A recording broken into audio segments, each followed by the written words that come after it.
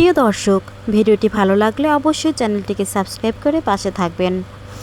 বিহঙ্গের পক্ষবিধুননে অতিবাহিত ক্ষণের ন্যায় দ্রুততায় কেটে গিয়েছে প্রায় একটি সপ্তাহ।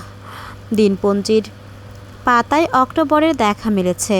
ঘন কুহেলির আস্তরণ ইদানিং বেশ ঝঞ্ঝাটের সৃষ্টি করছে, তবুও থেমে নেই জীবনযাত্রা। পুরো চাদরের বেষ্টনীতে নিজেকে আবদ্ধ করে দিব্যি চলছে কর্মব্যস্ত জনজীবন। প্রতীক্ষার প্রহরের অবসান ঘটানোর প্রয়াসে 7 তারিখে লাল কালির আঁচড় বসালো কায়রা। নিত্যদিনের রুটিনে পরিণত হয়েছে এই একটা কাজ। সেপ্টেম্বরের 25-এ যে তারিখ গণনার সূচনা করেছিল, অক্টোবরের 2-এ এসে থেমেছে তা। ভারী চাদরখানা গায়ে জড়িয়ে ব্যাগটা কাঁধে চেপে দ্রুত পায়ে সিঁড়ি দিয়ে নিচে নেমে আসছিল কায়রা। আজ বিশ্ববিদ্যালয়ের অত্যন্ত গুরুত্বপূর্ণ ক্লাস রয়েছে। কুয়াশাচ্ছন্ন সকালে ঘড়ির কাঁটা যেন দ্রুত ধাবমান। ডাইনিং হলের কাছাকাছি পৌঁছাতেই রান্নাঘর থেকে বেরিয়ে এলেন সাজেদা চৌধুরী। কায়রাকে ওভাবে তাড়াহুড়ো করে প্রাঙ্গণের দিকে পা বাড়াতে দেখে উনি স্নেহময়ী শাশুড়ির প্রথাগত গাম্ভীর্য নিয়ে ডাক দিলেন, বাবুই, নাস্তা না করে কোথায় দৌড়াচ্ছ? কায়রা থমকে দাঁড়িয়ে একটুখানি কাঁচুমাচু হেসে তোতলে বলল, আম্মু, আজ ক্যাম্পাসে একটা মোস্ট ইম্পর্ট্যান্ট ক্লাস আছে। একটু লেট হলেই স্যার ক্লাসে এন্ট্রি দেবেন না, তাই আজকে নাস্তাটা স্কিপ করি প্লিজ। সাজেদা চৌধুরী টেবিলের ওপর গরম রুটি ও সবজি রাখা প্লেট সাজাতে সাজাতে কৃত্রিম রাগ ফুটিয়ে বললেন, একদম না, খালি পেটে এই ঠান্ডায় বাইরে যাওয়া চলবে না। দুর্জয় থাকলে কি তোমায় এভাবে না খেয়ে বের হতে দিত? লক্ষ্মী মেয়ের মতো এসো, দুটো মুখে দিয়ে যাও। কথাটা বলতে বলতেই উনি পরম স্নেহে কায়রার কাঁধ থেকে ব্যাগটা নিয়ে চেয়ারের ওপর রাখলেন। কায়রা শাশুড়ির এমন প্রজ্ঞাপূর্ণ মাতৃত্বের সান্নিধ্যে এসে আর না বলতে পারল না। চেয়ারে বসে অনুচ্ছ্বসরে বলল, কিন্তু আম্মু, সত্যি আমার মিস হয়ে যাবে। সাজেদা চৌধুরী মুচকি হেসে কায়রার পাশে বসলেন।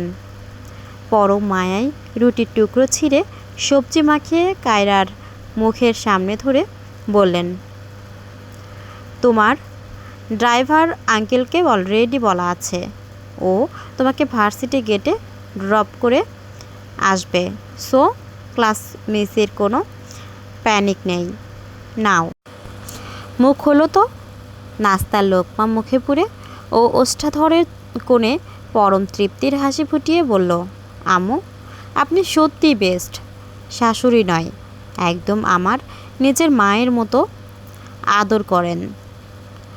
সাজেদা চৌধুরী চিবুক ছুঁয়ে পরম স্নেহে কায়রার শুভ্র কপালে চুমু খেয়ে বললেন, মেয়ে বানিয়ে ঘরে এনেছি বাবুই, পর করার জন্য নয়।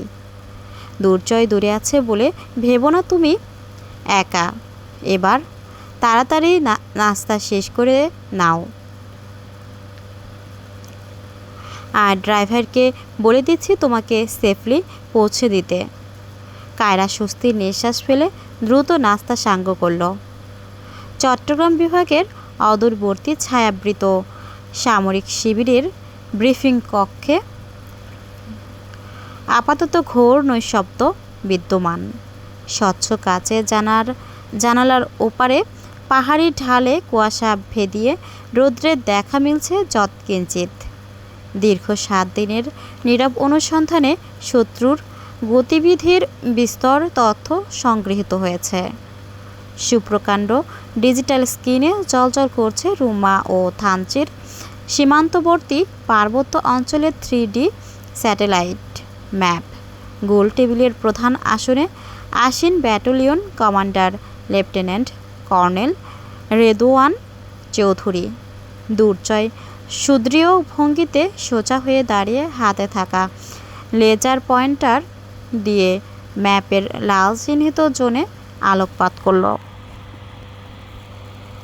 লেফটেন্যান্ট কর্নেল রেদওয়ান চৌধুরী প্রবল পেশাদারিত্বে গম্ভীর কণ্ঠে শুধালেন, মেজর দুর্জয়, বিগত 7 দিনের ইন্টেলিজেন্স রিপোর্ট কি বলছে? শত্রুপক্ষের মুভমেন্ট কতটা ট্র্যাক করা গেছে? দুর্জয় সামরিক প্রথায় স্পষ্ট ভরাট কণ্ঠে জবাব দিল, স্যার, আমাদের আন্ডারকভার অফিসারদের পাঠানো লাস্ট ইনপুট অনুযায়ী লোকাল সাপ্লাই চেইনে ছদ্মবেশে থাকা মূল রিং লিডারদের অলরেডি আইডেন্টিফাই করা গেছে। দেশের বিভিন্ন সিটিতে যে আর্মস আর এক্সপ্লোসিভস ছড়িয়ে দেওয়ার প্ল্যান ছিল তার প্রায় 50% ইনফরমেশন আমাদের হাতে। They are preparing to move. Captain Fahim দাঁড়িয়ে স্যালুট ঠুকে বলল, এস স্যার, নেক্সট উইকের মধ্যেই ওরা ছোট ছোট গ্রুপে ভাগ হয়ে দেশের কোনায় কোনায় ছড়িয়ে পড়ার চেষ্টা করবে। যদি আমরা আগামী 48 থেকে 72 ঘন্টার মধ্যে অ্যাকশনে না যাই তবে এদের গ্র্যাব করা ইম্পসিবল হয়ে পড়বে। লেফটেন্যান্ট কর্নেল রেদওয়ান মানচিত্রটা সূক্ষ্ম দৃষ্টিতে পর্যবেক্ষণ করে বললেন, এক্স্যাক্টলি, আমাদের ইন্টেলিজেন্স নেটওয়ার্কের সুবাদেই এতটা সাকসেস এসেছে। তবে ওদের মেইন আস্তানাটা এখনও খুব হাইলি প্রোটেক্টেড। স্ট্রাইক প্ল্যান কিভাবে সেট করছো দুর্জয়? দুর্জয় পয়েন্টার ঘুরিয়ে পাহাড়ের 2 বিপরীত প্রবেশপথ দেখিয়ে ধাতব স্বরে বলল, স্যার, আমরা 2 way cordon and search operation execute করব। ক্যাপ্টেন ফাহিমের স্পেশাল ফোর্স টিম পূর্ব দিকের রিভার রুট ব্লক করবে, যেন কোনোভাবেই বর্ডার ক্রস করতে না পারে। আর আমার combat battalion squad north side দিয়ে ডিরেক্ট হাইড আউটে রেড দেবে। শত্রুপক্ষ ঘুণাক্ষরেও টের পাওয়ার আগেই অপারেশন ওভার। উপস্থিত অন্যান্য পদস্থ সামরিক কর্মকর্তাবিন্দু দুর্জয়ের এই নিখুঁত কৌশলে সন্তুষ্ট হয়ে ইতিবাচক সায় দিলেন। লেফটেন্যান্ট কর্নেল রেদওয়ান চৌধুরী দুর্জয়ের সুঠাম কাঁধে হাত রেখে পরম প্রত্যয়ে বললেন, এক্সেলেন্ট প্ল্যান মেজর দুর্জয়। আগামী 2-1 দিনের মধ্যেই আমরা এই সিক্রেট মিশন এক্সিকিউট করছি। কোনো লুপহোল যেন না থাকে। Every single terrorist must be in custody. Durjoy salute ঠুকে বলল, এস স্যার, অল প্রিপারেশনস আর ডান। কোনো ভুলচুক হবে না।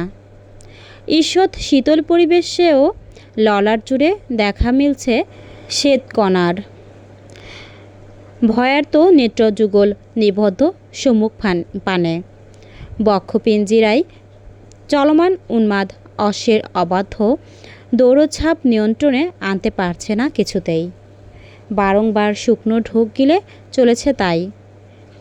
জীবভূগোল বিষয়ের associate lecturer doctor Anisur Rahman যে কতটা কড়া এবং নিয়মানুবর্তী সেটা গোটা বিশ্ববিদ্যালয়ের কারোরই অজ্ঞাত নয়। অথচ সদা আনন্দ উল্লাসে তৎপর বন্ধুমহল সেই স্যারের প্রেজেন্টেশনটি মিস করেছে গত সপ্তাহে। ফলাফলস্বরূপ আনিসুর হক ক্ষিপ্ত হয়ে শ্রেণীকক্ষ থেকে নিষ্ক্রান্ত করেছেন দলটিকে। কিন্তু প্র্যাকটিক্যাল ও ইন্টারনাল অ্যাসেসমেন্টের প্রকাণ্ড নম্বর ন্যস্ত গুরুগম্ভীর এই শিক্ষকের হাতেই। সামান্য ভুল ত্রুটিতেও সাধনার সিজিপিএ প্রাপ্তির আগেই হাতছাড়া হবে। অবশেষে মরিয়া হয়ে ওরা সবাই একসাথে স্যারের চেম্বারের দুয়ার সম্মুখে এসে দাঁড়ালো। মেধা আলতো ধাক্কা দিয়ে কায়রাকে সামনে ঠেলে দিয়ে ফিসফিস করে বলল, তুই আগে ঠুকে কথা বল কায়রা। তোর কিউট ফেস দেখে যদি স্যারের রাগ একটু গলে। কায়রা ভয়ের তো চোখে ধমকে উঠে বলল, মার খেয়ে আসবো নাকি একা একা? সবগুলো একসাথে ঢোক। অবশেষে সবাই মিলে অনুমতিক্রমে ভেতরে প্রবেশ করতেই প্রবীণ প্রফেসর চশমার আড়াল থেকে অত্যন্ত কঠোর ও প্রখর দৃষ্টিতে ওদের পানে চাইলেন। টেবিলের ওপর কলমটা সশব্দে রেখে রুক্ষ গলায় বললেন, ইয়েস, ক্লাসে তো আসার প্রয়োজন বোধ করনি। এখন আমার চেম্বারে কি মনে করে?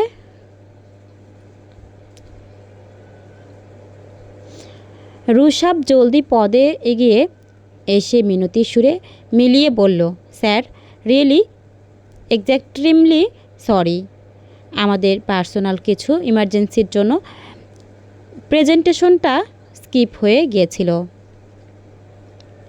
প্লিজ স্যার, প্র্যাকটিক্যাল মার্কস না পেলে আমাদের ফাইনাল গ্রেড একদম স্পয়েল হয়ে যাবে। ডক্টর আনিসুর রহমান একপেশে রুড়ো হাসলেন, গম্ভীর কণ্ঠে বললেন, ইউনিভার্সিটি কোনো ছেলে খেলা নয়। রেগুলারিটি আর ডিউটি ফার্স্ট। সবগুলো একযোগে বলল, প্লিজ স্যার। আনিসুর রহমান তখনও নিজ সিদ্ধান্তে অটল। উপায়ন্তর না পেয়ে শেষমেশ নিহারের ইশারায় ধপ করে আনিসুর রহমানের পায়ের ধারে বসে পড়ল ওরা। আকস্মিক এমন কাণ্ডে হকচকিয়ে গেলেন লেকচারার। এক প্রকার লাফ দিয়ে উঠলেন তিনি। আরে আরে, করছো কি? উঠো বলছি। তবে ওরাও অনড় নিজেদের অবস্থানে। ওদের একগুঁয়েমিতে শেষমেশ বিরক্ত হলো আনিসুর রহমান। ওকে, এই প্রথম তোমাদের জন্য নিজের বিরুদ্ধে যাচ্ছি। একটা লাস্ট চান্স দিতে পারি। তবে প্রেজেন্টেশন ক্লাসরুমে হবে না। প্র্যাকটিক্যাল ফিল্ড ওয়ার্ক করে রিপোর্ট জমা দিতে হবে। নিহার উৎসাহিত হয়ে শুধালো, কি প্রজেক্ট? স্যার, আমরা সব করতে রেডি। প্রফেসর চশমাটা টেবিলে রেখে নিস্পৃহ কণ্ঠে শর্ত ছুড়লেন, বাস্তুতন্ত্রের ওপর স্পেশাল রিসার্চ, স্পেশালি পার্বত্য অঞ্চলের জীববৈচিত্র্য ও পাহাড়ি বাস্তুতন্ত্রের প্র্যাকটিক্যাল কেস স্টাডি। পাহাড়ি জোনে গিয়ে ডেটা কালেক্ট করবে, লোকাল বায়োডাইভার্সিটি অ্যানালাইসিস করবে এবং within a week proper report submit করবে। ইফ ইউ অল এগ্রি তবেই প্রেজেন্টেশনের নম্বর কনসিডার করব, otherwise see you next year. কোনো কিছু না ভেবেই সবগুলো একসঙ্গে বলল, উই আর এগ্রিড স্যার। আমরা এই উইকেন্ডেই বান্দরবান যাচ্ছি এবং উইথিন টাইম রিপোর্ট সাবমিট করব। লেকচারার গম্ভীর মুখে সায় দিয়ে বললেন, অলরাইট। লেটার নিয়ে ডিপার্টমেন্ট থেকে পারমিশন সাইন করিয়ে নাও। And remember, no more professional negligence. সবগুলো সম্মতির মাথা দুলিয়ে প্রবল উচ্ছ্বাসে বেরিয়ে এলো। অন্তত সিজিপিএ এর সঠিক পয়েন্ট প্রাপ্তিতে সমস্যা রইল না আর। নৈশ নিঃশব্দতা ধীর পদে গ্রাস করেছে চরাচর। মৃদুমন্দ পবন স্পর্শে দোদুল্যমান পর্দাগুলো। রোজকার ন্যায় ডাইনিংয়ে ব্যস্ত সাজেদা চৌধুরী। তবে আজ কায়রা তার পিছু ছাড়ছে না কিছুতেই।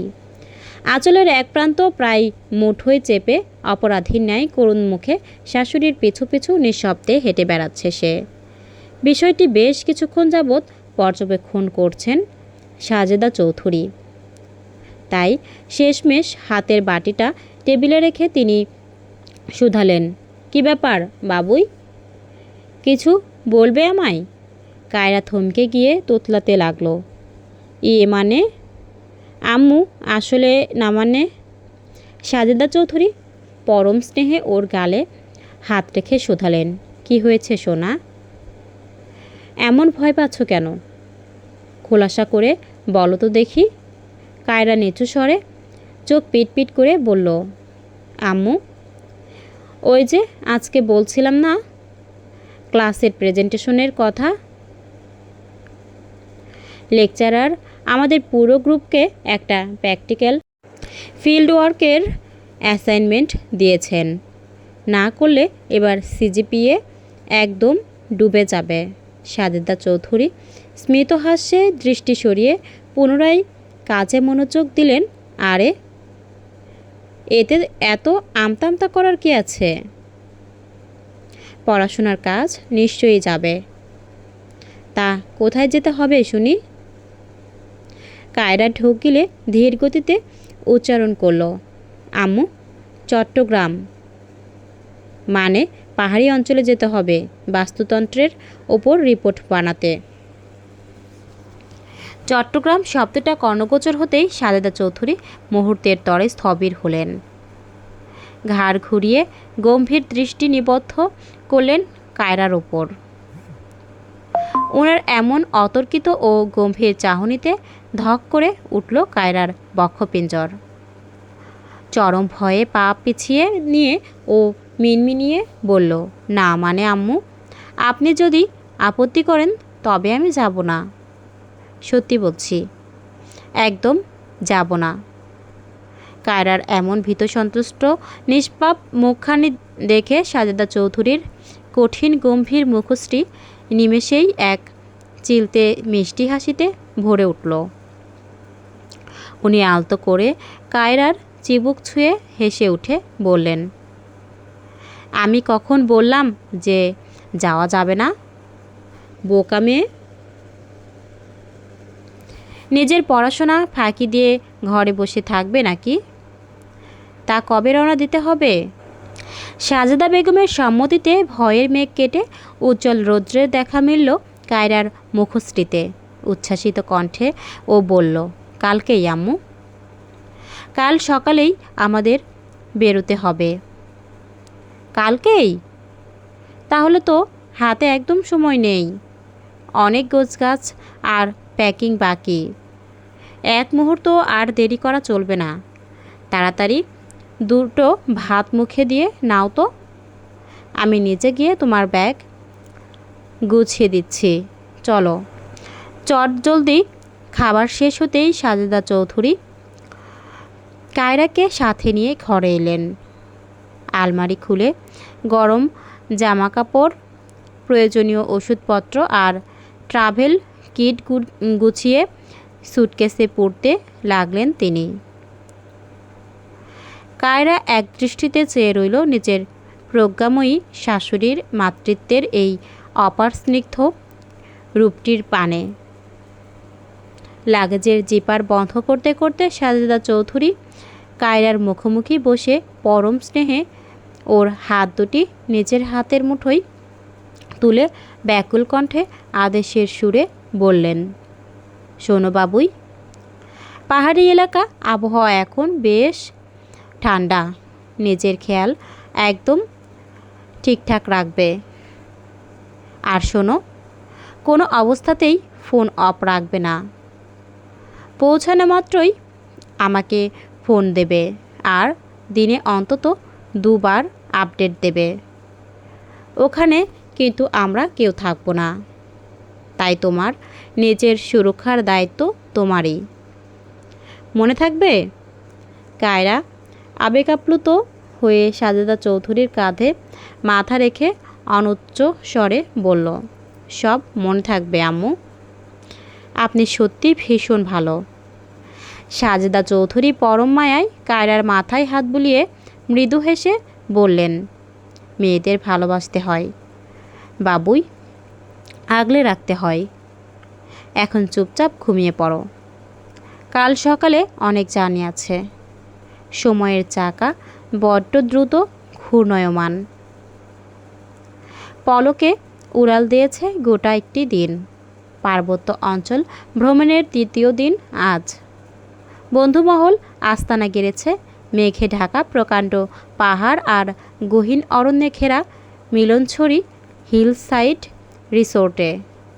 পাইন গাছের অন্তরালে ছেয়ে থাকা কুয়াশা ভেদিয়ে তীক্ষ্ণ রৌদ্ররশ্মি কটেজের সম্মুখ জানালায় এসে প্রতিফলিত হচ্ছে। দস্যিমহল প্রাতরাশ সেরেছে বহুক্ষণ। আজকের দিনটা বড্ড ব্যস্ততায় কাটবে ওদের। গন্তব্য শুভ্র মেঘের দেশ নীলগিরি। পাহাড়ি বাস্তুতন্ত্রের বৈচিত্র্যময় ডেটা আর স্যাম্পল কালেকশনের জন্য আজকের দিনটি ভীষণ গুরুত্বপূর্ণ। রিসোর্টের মূল ফটক অভিমুখে দণ্ডায়মান ছাদ খোলা এক লাল রঙের পাহাড়ি জিপ। স্নিগ্ধ চটপটে কায়রা চাদরখানা সামলে সবাইকে তরা সইয়ে তাড়া দিল। হেই গাইস, জলদি কর, সকাল সকাল না পৌঁছালে কুয়াশা কেটে রোদ উঠে যাবে আর স্যাম্পল কালেকশনের মোস্ট ইম্পর্ট্যান্ট টাইমটা মিস হয়ে যাবে। মেধা আর রুশাব তড়িঘড়ি ল্যাব কিট আর ক্যামেরা কাঁধে চেপে জিপে উঠে পড়ল। নিহার চালকের পাশের আসনে আসন গ্রহণ করল। তুজা ম্রিয়মাণ চোখে পাশে দাঁড়িয়েছিল ইভানের অপেক্ষায়। ইভান ধীর পায়ে এগিয়ে এসে তুজার তোয়াক্কা না করে সোজা জিপের পেছনের দিকের একটি খালি সিটে গিয়ে বসল। ইভানের এহেন অবহেলা তুজার বক্ষপিঞ্জরে তীব্র যন্ত্রণার সৃষ্টি করতেই মলিন হলো হাস্যোজ্জ্বল মুখশ্রী। বিষয়টা কারো আড়ালে না থাকলেও ফ্রেন্ডশিপের এমন প্রথাগত মান অভিমানের দোলাচলে কেউ সাধ করে হস্তক্ষেপ করল না। কায়রা তড়িৎ গতিতে তুজার হাত ধরে টেনে জিপের মাঝের আসনে বসিয়ে দিয়ে বলল, তুজা জলদি ওঠ, আমাদের আরেকটা পথ ট্রাভেল করতে হবে। লেট করলে প্রজেক্ট ডেডলাইন মিট করা টাফ হয়ে যাবে। তুজা এক দীর্ঘশ্বাস ফেলে নিস্তব্ধে বসে পড়ল।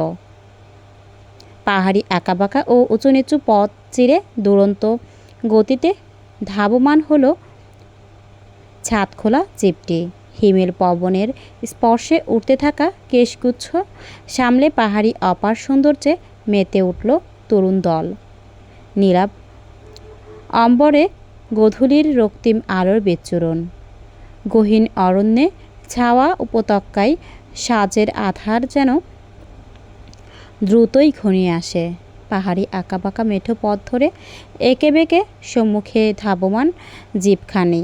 সমগ্র দিনের ভ্রমণ আর শিক্ষা কর্মসূচি ও সমাপ্তি ঘটিয়ে পরিশ্রান্ত দেহখানি একে অন্যের ওপর চাপিয়ে বাড়ি ফিরল বন্ধু মহল। হঠাৎ সম্মুখের বাঁক ঘুরতেই বিপরীত দিক হতে তীব্র গতিতে আসা এক প্রাইভেট কারের সাথে বিকট শব্দে ধাক্কা লাগলো জিপটির। চালকের অসাবধানতায় জিপের সামনের অংশ সামান্য ক্ষতিগ্রস্ত হতেই পাহাড়ি নিস্তব্ধতা বিদীর্ণ করে শুরু হলো তুমুল বিতর্ক। গাড়ির চালক নিজের ভুল স্বীকার না করে উল্টো তরপাচ্ছে দেখে ইভান, নিহার আর রুশাফের সঙ্গে কায়রাও জিপ থেকে নেমে চরম ক্ষোভে বাদানুবাদে জড়িয়ে পড়ল। আকস্মিক ঘটনাস্থলে উপস্থিত হলো সন্ধ্যাকালীন টহলে থাকা সেনাবাহিনীর দুটি সুপ্রকাণ্ড জলপাই রঙের জিপ। রাস্তায় ঝামেলা ও জ্যাম প্রত্যক্ষ করে সেনা সদস্যরা ত্বরিত গাড়ি থামালো। গাড়ি হতে চট জলদি নেমে এলেন দুজন সামরিক অফিসার। প্রখর গম্ভীর কণ্ঠে অফিসারদের একজন ওদের উদ্দেশ্য করে বললেন, হোয়াটস গোয়িং অন হিয়ার?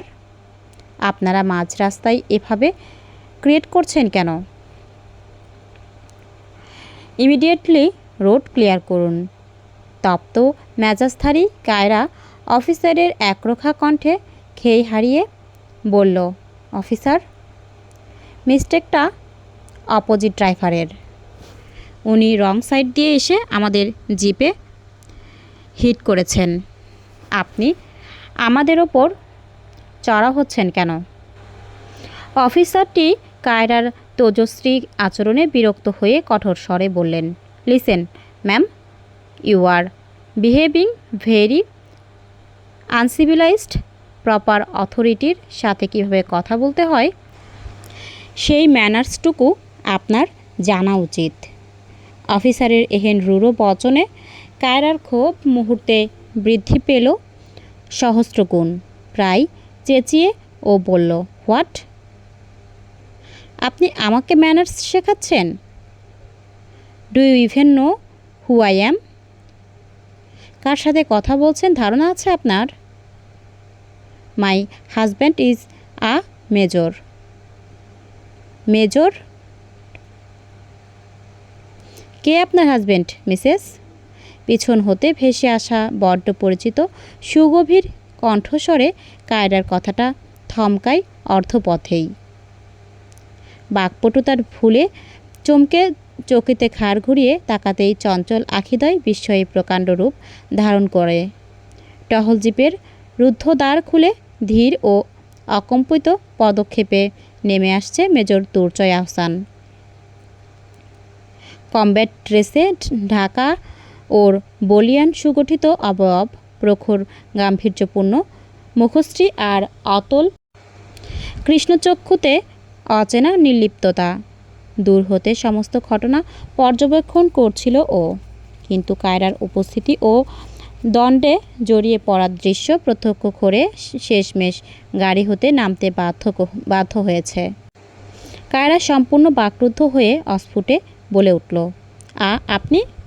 দুর্জয় কায়রার দিকে একবারও সরাসরি প্রচ্ছায় দৃষ্টি না হেনে প্রখর পেশাদারিত্বে অধীনস্থ মেয়ে অফিসারদের পানে চেয়ে অত্যন্ত শান্ত ও ভরাট কণ্ঠে আদেশ ছুড়ল, অন্যদের ছেড়ে দিয়ে ওনাকে জিপে তুলুন। আকস্মিক এমন আদেশে কায়রাসহ পুরো বন্ধুমহল স্তম্ভিত হয়ে চেয়ে রইল।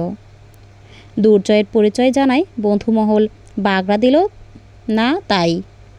সেনা সদস্যরাও স্যালুট ঠুকে কায়রাকে গাড়ির দিকে নিয়ে যাওয়ার ইঙ্গিত করতেই দুর্জয় প্রচ্ছন্ন গাম্ভীর্যে নিজের জিপেরই পেছনের সিটের রুদ্ধদ্বার উন্মুক্ত করে দিল। অধীনস্থ অফিসাররা অবাক দৃষ্টিতে তাকালেও দুর্জয়ের ভয়ে কিছু বলার সাহস করল না আর। বিস্মিত কায়রাও লক্ষ্মী মেয়ের মতো গুটি গুটি পায়ে জিপে গিয়ে বসল। দুর্জয় গাড়ির দরজা আটকে সূক্ষ্ম ইশারায় যেতে নির্দেশ দিল বাকিদের। সকালে চলে যেতেই বিস্ময়ে এদিকে চেয়ে থাকা নিজের বোকা রমণীর পানে চেয়ে ও মনে মনে বলল, দূর থেকে আমার ঘুম হারাম করে শান্তি পাননি ম্যাডাম? এতটা কাছে চলে এলেন, তাহলে স্পেশাল ট্রিটমেন্ট তো দিতেই হচ্ছে। বন্ধুরা, ভিডিওটি ভালো লাগলে অবশ্যই চ্যানেলটিকে সাবস্ক্রাইব করে পাশে থাকবেন এবং পরবর্তী পর্ব পেতে অবশ্যই কমেন্ট করে জানাবেন। ধন্যবাদ।